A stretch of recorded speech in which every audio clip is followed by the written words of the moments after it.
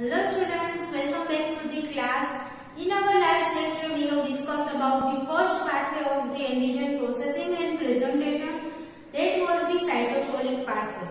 Okay, so here we are going to discuss about the second pathway of antigen processing and presentation. That is the endocytic pathway. Or the second name for the pathway is the exogenous pathway. Okay, so students, please make the notes with the lecture so you can understand all the topics easily. Okay, साथ में important points note करते रहना. Okay, so this is the second pathway, endocytic pathway और exogenous pathway. Okay, endocytic pathway क्यों कहा जाता है? क्योंकि this pathway will start with the endocytosis. Endocytosis की process से ही pathway start होता है. Okay, and other name is the exogenous pathway because here the antigen that is being processed is the exogenous antigen. ठीक है, cell के बाहर से antigen enter करता है और सेल के बाहर जो भी एंटीजन प्रेजेंट है वो यहाँ पर प्रोसेस होगा. ठीक है, नाउ अभी सबसे पहली बात ये याद रखना कि जो भी एक्सोजेनस एंटीजन है वो किस पाथवे के थ्रू प्रेजेंट होता है. So this is the exogenous pathway or endocytic pathway. ठीक है, endocytic pathway और endogenous pathway में confusion हो जाता है कई बार. But endocytic का मतलब है endocytosis, याद रखना. ठीक है, और endogenous का मतलब है endogenous antigen, यानी कि सेल के अंदर जो भी एंटीजन प्रेजेंट है उसका प्रोसेसिंग पाथवे. ठीक है, सो endogenous pathway का मीनिंग है cytosolic pathway और एंडोसाइटिक का पाथवे का दूसरा नाम है exogenous pathway. Here the exogenous antigen will be processed and presented. Okay, now first of all the exogenous antigen is एंडोसाइटोस्ड.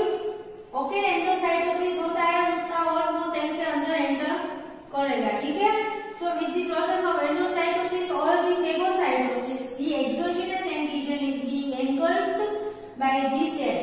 Okay, cell के द्वारा वो एंगल्फ हो जाएगा. Then this is the form, एक कंपार्टमेंट बनता है, उसे क्या कहते हैं? एंडोसोम और we can say endocytic compartment. Okay, so this is the endosome. अगर फेगोसाइटोसिस की प्रोसेस के बारे में हम डिस्कस कर रहे हैं तो ये जो कंपार्टमेंट बनता है उसे क्या कहते हैं? फेगोसोम. ठीक है, आपने फेगोसाइटोसिस में इसके बारे में पढ़ा होगा.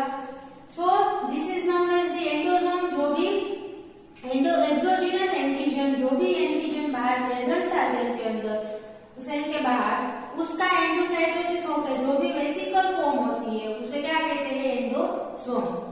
Okay, now this endosome will fuse with the lysosome inside the cell cytoplasm. Cell cytoplasm में जो भी लाइसोसोम प्रेजेंट होते हैं उसके साथ इसका फ्यूजन होगा. ठीक है, और दोनों फ्यूज होकर जो भी वेसिकल बनाते हैं उसे क्या कहते हैं? एंडोलाइसोसोम. ठीक है, the vesicle that is formed by the fusion of endosome and lysosome is known as the endolysosome. Okay, यहाँ पर क्या होता है? लाइसोसोम के अंदर क्या प्रेजेंट होगा?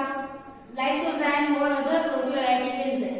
ठीक है, सो ये दोनों का फ्यूजन होगा. इसमें क्या प्रेजेंट है? एंडोसोम में जो भी एंटीजेनिक प्रोटीन प्रेजेंट है. ठीक है, यहाँ पर एंटीजेनिक प्रोटीन प्रेजेंट है एंड यहाँ पर प्रोटियोलाइटिक एंजाइम्स प्रेजेंट है. अभी इन दोनों का फ्यूजन होगा तो क्या होगा? जो भी प्रोटीन अंदर प्रेजेंट था उसका डिग्रेडेशन होकर स्मॉल पेप्टाइड फ्रेगमेंट्स में वो कन्वर्ट हो जाएगा. ठीक है, with the help of proteolytic enzymes of the lysosome, the protein that is being engulfed or the antigen is being digested into the small peptide fragments. Okay, inside the endolysosome. यहाँ तक समझ में आया? एंडोलाइसोसोम के अंदर यहाँ पर छोटे छोटे पेप्टाइड फ्रेगमेंट्स प्रेजेंट है. ठीक है, अभी हमने जो एमएचसी क्लास 1 की अरेंजमेंट किस प्रकार होती थी वो देखा था. ठीक है, now here we are discuss about the MHC class 2. MHC class 2 molecule will present the exogenous antigen. ठीक है, एक्सोजेनस एंटीजन को कौन सा एमएचसी क्लास मॉलिक्यूल प्रेजेंट करता है? तो क्लास 2 एमएचसी मॉलिक्यूल. इसी वजह से यहाँ पर हम किस प्रकार क्लास 2 मॉलिक्यूल अरेंज होता है और पेप्टाइड फ्रेगमेंट यहाँ पर एमएचसी क्लास 2 के साथ किस तरह बाइंड होगा उसके बारे में अभी देखेंगे.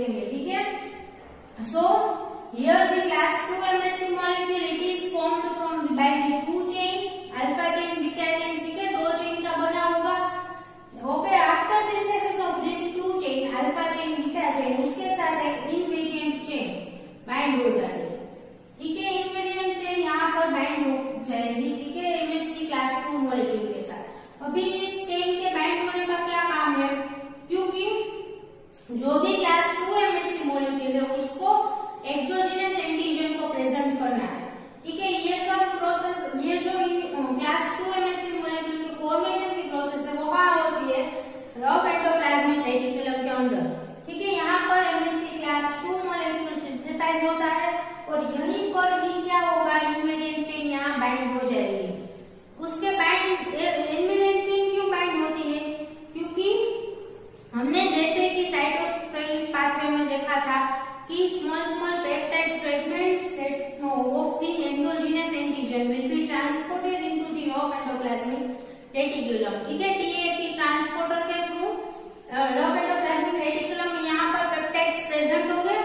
ठीक है, जो भी एंडोजीनस एंटीजन है उसके, और एमएचसी क्लास 2 मॉलिक्यूल को सिर्फ एक्सोजीनस एंटीजन ही प्रेजेंट करना है। ठीक है, सो यहाँ पर पेप्टाइड बाइंडिंग ना हो एंडोप्लाज्मिक रेटिकुलम में, उसके लिए यहाँ पर इन्वेरिएंट चेन बाइंड होती है।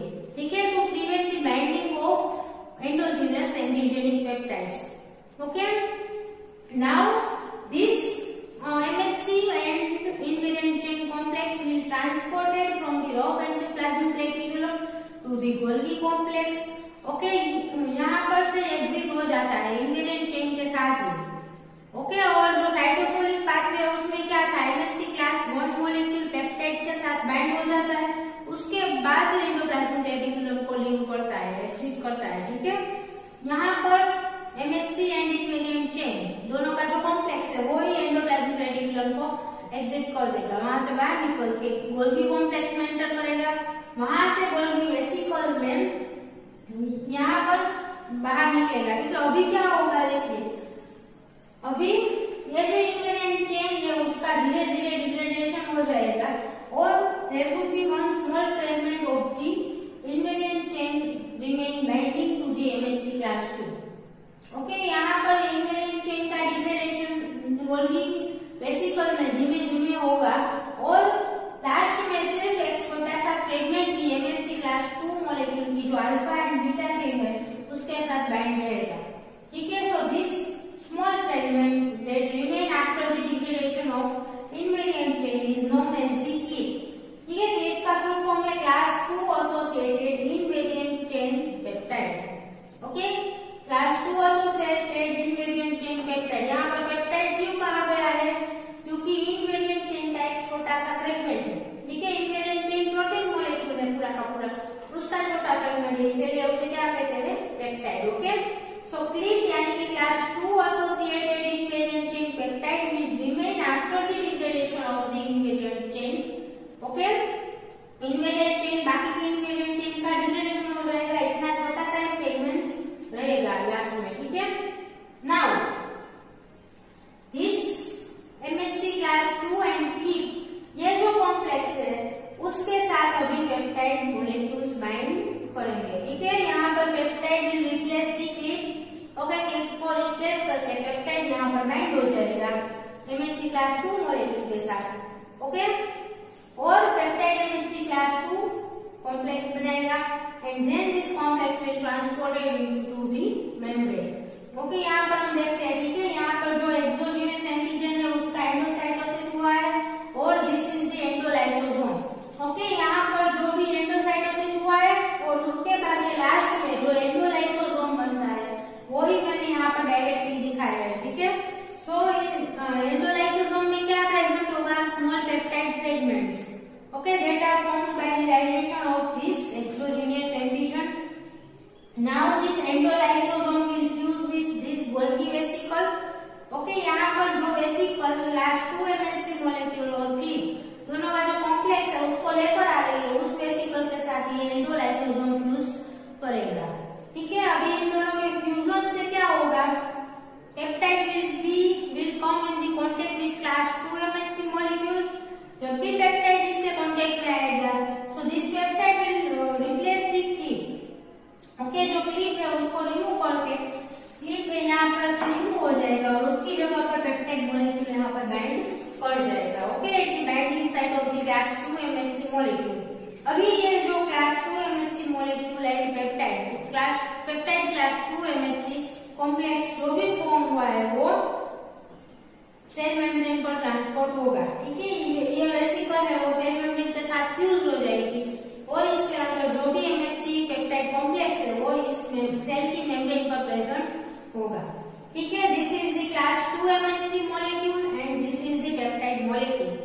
ओके, अभी एक बात क्या है क्लियर करनी जरूरी है कि क्लास 2 एमएचसी मॉलिक्यूल कौन से टी सेल को एक्टिवेट करता है? T helper cell. Okay, so this molecule will be recognized or will be this antigen will be recognized by the T helper cell. Okay, यहाँ पर T helper cell बाइंड होगा और उसका activation होगा। Okay, and one more thing, class 2 MHC molecule कौन से sales के द्वारा रिप्रेजेंट होता है वो हमने आगे देखा था कि सिर्फ एंटीजन प्रेजेंटिंग सेल है वो उनकी मेम्ब्रेन पर ही क्लास 2 MHC molecules प्रेजेंट होंगे। ओके, सो majorly class 2 MHC molecule antigen presenting sales की मेम्ब्रेन पर प्रेजेंट होते हैं और एंटीजन प्रेजेंटिंग सेल का फंक्शन क्या है? कोई भी एक्स्ट्रा सेलुलर स्पेस में एंटीजन प्रेजेंट है, फॉरेन एंटीजन प्रेजेंट है, तो वो उसको एंगल्फ करके उसका डिग्रेडेशन करके एमएचसी क्लास 2 मॉलिक्यूल के साथ उसको अपनी मेम्ब्रेन पर प्रेजेंट करता है। ठीक है, so this was all about the exogenous pathway of the antigen processing and presentation। एक बार हम रिपीट कर लेते हैं। ठीक है, सबसे पहले क्या होगा, जो भी एक्सोजेनस एंटीजन है उसका एंडोसाइटोसिस होकर एंडोसोम बनेगा।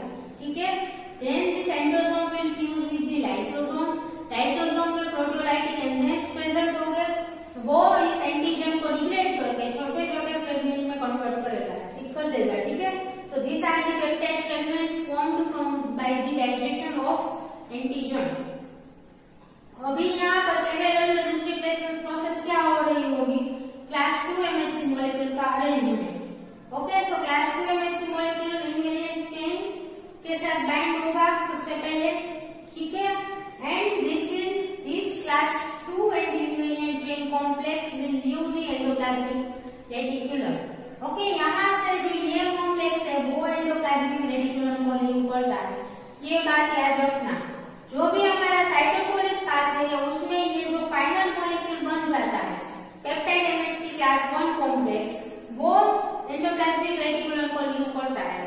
ठीक है, but in this pathway this class 2 and invariant chain complex will leave the endoplasmic reticulum.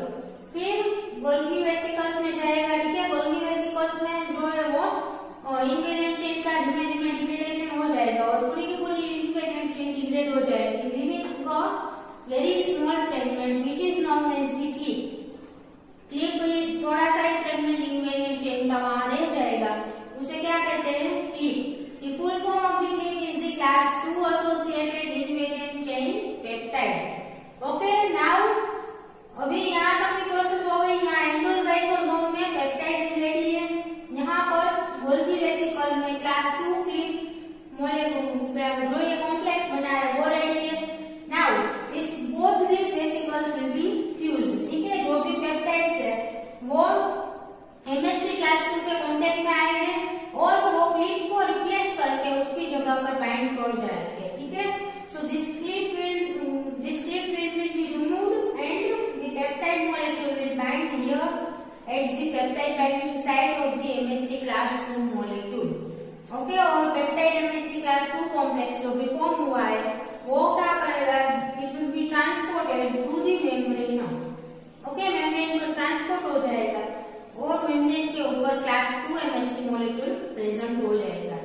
ठीक है, clear? So this was all about the exogenous pathway, or we can say that endocytic pathway। Clear this much?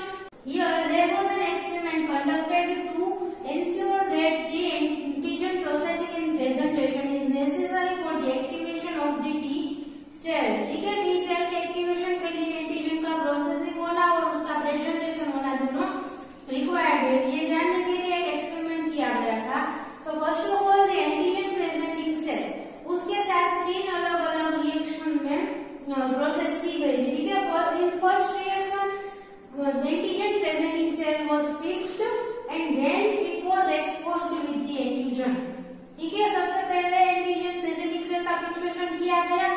और उसके बाद antigen का exposure दिया गया। उसकी वजह से क्या होता है, एंटीजन है वो सेल के अंदर पेनिट्रेट करके उसमें एंटीजन का प्रोसेसिंग एंड प्रेजेंटेशन नहीं हो पाएगा, ठीक है, क्योंकि एंटीजन सेल को पहले से ही फिक्स किया गया है इसलिए। So this cell will not be able to present the fragment of the antigen on its membrane, so it can not activate the T cell. Okay, इसमें एंटीजन का प्रोसेसिंग और प्रेजेंटेशन नहीं हुआ है, इसकी वजह से जो एमएचसी मॉलिक्यूल है उसके साथ एंटीजन प्रेजेंट नहीं होगा, ठीक है, and the T cell would not be activated against this antigen. Okay, then in second mixture, first the antigen presenting cell is exposed with the antigen for 1 to 2 hours. So इतने time में क्या होगा, ये antigen जो antigen presenting cell के अंदर enter हुआ है उसका प्रोसेसिंग हो जाएगा और it would be presented on the with the MHC molecule, ठीक है, इसका प्रेजेंटेशन भी हो जाएगा। उसके बाद अगर हम एंटीजन प्रेजेंटिंग सेल को फिक्स करते हैं तो क्या होगा, यहाँ पर एमएचसी पेप्टाइड कॉम्प्लेक्स तो प्रेजेंट है ही उसकी मेम्ब्रेन पर, सो उसकी वजह से टी हेल्पर सेल का एक्टिवेशन होगा, ठीक है। So in this reaction the T helper cell would be activated. Okay, now there was a third experiment done, that is the antigen presenting cell was fixed before the exposure of the antigen as in the first reaction. Okay, so उसके fixation के बाद उसको किसका exposure दिया गया, antigenic peptide का, ठीक है, यहाँ पर एंटीजन का एक्सपोजर दिया गया था जिसका प्रोसेसिंग करना जरूरी है, बट हियर एंटीजेनिक पेप्टाइड का ही डायरेक्टली एक्सपोजर दिया गया। सो जो भी एमएचसी मॉलिक्यूल इस सेल की मेम्ब्रेन पर है उस पर डायरेक्टली एंटीजेनिक पेप्टाइड बाइंड हो गए, ठीक है। सो यहाँ पर टी हेल्पर सेल का एक्टिवेशन देखने को मिलता है, ठीक है। So from this 3 experiments we can say that the antigen processing and presentation is necessary for the activation of the T helper cell or T cytotoxic cell. So now this is the basic difference between the cytosolic pathway and the endocytic pathway, ठीक है। दोनों pathway में basic क्या क्या difference है उसके बारे में हम यहाँ पर मैंने कुछ पॉइंट्स लिखे हैं, ठीक है। So first is the endogenous antigen, ठीक है, cytosolic pathway is for the endogenous antigen, सिर्फ एंडोजीनियस एंटीजन ही इस पाथवे के थ्रू प्रेजेंट होता है, ठीक है। And here the endocytic pathway is basically for the exogenous antigen, that is the antigen present outside the body, okay, sorry outside the cell. Then the second point is the antigen processed by the proteasome, ठीक है, जैसे कि हमने देखा किस प्रकार antigen process होता है, उसमें क्या था, जो ये साइटोसोलिक पाथवे है उसमें किस प्रकार जो एंटीजन है वो डिग्रेड होता है with the help of proteasome complex, ठीक है, यूबीक्विटिन का टैग लगता है और उसके बाद प्रोटियासोम के थ्रू इसका रिमूवल उसका ब्रेक डाउन हो जाता है, ठीक है, एंटीजन का। Here in the endocytic pathway, the antigen is processed by the lysosomal enzymes, ठीक है, लाइसोसोम्स के अंदर जो एंजाइम्स प्रेजेंट है, जो हाइड्रोलाइटिक एंजाइम्स प्रेजेंट है उसके द्वारा यहाँ पर ब्रेक डाउन होता है एंटीजन का, ठीक है। Then the third point is the class 1 MHC molecule। अभी जो एंडोजीनियस एंटीजन है उसको कौन सा MHC molecule प्रेजेंट करेगा, class 1 MHC molecule, okay, and the endocytic pathway, in the endocytic pathway the exogenous antigen is presented by the class 2 MHC molecule, ठीक है। So this pathway, in this pathway the antigen is presented by with the class 1 MHC molecule, and in the endocytic pathway the antigen is presented with the class 2 MHC molecule, okay। Then the peptide MHC complex is formed in the rough endoplasmic reticulum, ठीक है, यहाँ पर जो peptide MHC complex बनता है cytosolic pathway में वो कहाँ बनता है, एंडोप्लाज्मिक रेटिकुलम में, ठीक है, वहां पर ही एमएचसी है उस पर पेप्टाइड बाइंड कर जाता है। And in the endocytic pathway the peptide MHC complex is formed in the vesicles, ठीक है, वेसिकल का स्पेशल जो वेसिकुलर कंपार्टमेंट होता है सेल के अंदर, उसके अंदर ये पेप्टाइड एमएचसी कॉम्प्लेक्स बनता है, ठीक है, in endocytic pathway. Then the next one is the activation of T cytotoxic cell, okay, यहाँ पर कौन सा MHC molecule active participate molecule. Okay, and the class 1 MHC molecule है वो कौन से टी लिम्फोसाइट के द्वारा रिकॉग्नाइज होता है?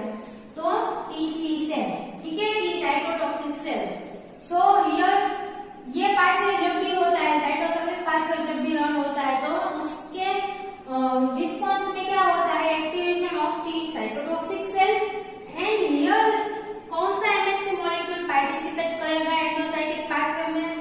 Class 2 MHC molecule. ओके, और जब भी क्लास 2 एमएचसी मॉलिक्यूल के द्वारा एंटीजन प्रेजेंट होता है तो वो कौन से टी लिम्फोसाइट के द्वारा रिकॉग्नाइज होगा? टी हेल्पर सेल्स, ठीक है। सो हियर जब भी एंडोसाइटिक पाथवे रन होता है और एंडोसाइटिक पाथवे के थ्रू एंटीजन का प्रोसेसिंग होता है तो वो उसके एंड में टी हेल्पर सेल का एक्टिवेशन होता है, ठीक है। And next point is the all the nucleated cells. अभी क्या है, एमएचसी क्लास 1 मॉलिक्यूल है वो कौन कौन से सेल्स के द्वारा प्रेजेंट होता है? So all the nucleated cells of our body can present the class 1 MHC molecule in its membrane, ठीक है। सो सारे के सारे सेल्स की मेम्ब्रेन पर क्लास 1 एमएचसी मॉलिक्यूल प्रेजेंट है, तो सभी सेल में साइटोटॉनिक पाथवे हो सकता है, ठीक है। And this class 2 MHC molecules are presented only by the antigen presenting cells. Okay, so जो भी एंटीजन प्रेजेंटिंग सेल्स है उनके अंदर ही एंडोसाइटिक पाथवे रन होगा। ये एंडोसाइटिक पाथवे है वो सिर्फ एंटीजन प्रेजेंटिंग सेल्स में ही रन होगा क्योंकि एंटीजन प्रेजेंटिंग सेल्स ही क्लास 2 एमएचसी मॉलिक्यूल को रिप्रेजेंट करते हैं अपने मेम्ब्रेन पर। Okay, so this is the basic difference between the cytosolic and endocytic pathway. Okay, अगर आपको एग्जांपल पूछे जाए कि कौन से प्रकार के पैथोजन है या फिर कौन से प्रकार का फॉरेन एंटीजन दोनों ही पाथवे में होगा तो हम ये कह सकते हैं कि हियर द साइटोसोलिक पाथवे में कोई भी एंडोजीनियस एंटीजन यानी कि वायरस इन्फेक्टेड सेल है और तो सेल के अंदर वायरस का प्रोटीन प्रेजेंट होगा, और अगर कोई कैंसर सेल है या फिर बॉडी का एबनॉर्मल कोई सेल हो गया है तो उसके अंदर जो भी एबनॉर्मल प्रोटीन सिंथेसाइज हो गए उन सब का processing and presentation cytosolic pathway के थ्रू होगा, ठीक है। And here the antigen is the exogenous. इसका मतलब क्या है? कोई भी टॉक्सिन है, कोई भी बैक्टीरियल सेल, कोई भी हमारे बॉडी में एंटर किया है और एक्स्ट्रा सेलुलर स्पेस में प्रेजेंट है या फिर बॉडी फ्लूइड में प्रेजेंट है तो वहां पर कौन सा पाथवे एक्टिवेट होगा? एंडोसाइटिक पाथवे, ठीक है। उस एंटीजन का प्रोसेसिंग एंड प्रेजेंटेशन एंडोसाइटिक पाथवे के थ्रू होगा। Clear? So this was all about the antigen processing and presentation. हमने अब तक क्या क्या डिस्कस कर लिया? सबसे पहले हमने ह्यूमरल इम्यूनिटी किस प्रकार जनरेट होती है उसके बारे में डिस्कस किया था। Then we have discussed about the MHC molecule. MHC molecule क्या है, उसका स्ट्रक्चर किस प्रकार का होता है, उन सब के बारे में हमने डिस्कस किया। Then we have discussed about the antigen processing and presentation. उसके दो जो पाथवे है उन दोनों के बारे में हमने यहाँ पर डिस्कस किया, ठीक है। सो इस एंटीजन प्रोसेसिंग एंड प्रेजेंटेशन के एंड प्रोडक्ट के रूप में हमें क्या मिलता है? तो सेल की मेम्ब्रेन पर ओके जो भी न्यूक्लिएटेड सेल है या फिर एंटीजन प्रेजेंटिंग सेल है उसकी मेम्ब्रेन पर एंटीजन प्रेजेंट हो चुका होगा, ठीक है। The MHC peptide complex is presented on the membrane of antigen presenting cell अगर एमएचसी क्लास 2 है तो, और अगर class 1 molecule and peptide complex है तो न्यूक्लिएटेड सेल ओके उसकी मेम्ब्रेन पर प्रेजेंट हो चुका होगा। अब इसके बाद क्या होता है? अभी ये प्रोसेसिंग एंड प्रेजेंटेशन हो गया एंटीजन का, ठीक है। उसके बाद क्या होगा? This will be recognised by the T lymphocytes, ठीक है। हमारे टी लिम्फोसाइट्स है उसके द्वारा ये रिकॉग्नाइज होगा, ठीक है। इसके मेम्ब्रेन पर जो टी सेल रिसेप्टर है वो इसको रिकॉग्नाइज करेंगे और टी सेल का एक्टिवेशन होगा, ठीक है। So in our next lecture we will discuss about how these T cells are being activated, okay, और T cell का एक्टिवेशन किस प्रकार होता है और we can say that cell mediated immune response किस प्रकार जनरेट होता है, क्योंकि T cells are the major component of cell mediated immune response, ठीक है। हमने आगे डिस्कस किया था। So cell mediated immune response किस प्रकार जनरेट होता है या फिर T cell का एक्टिवेशन किस प्रकार होता है उसके बारे में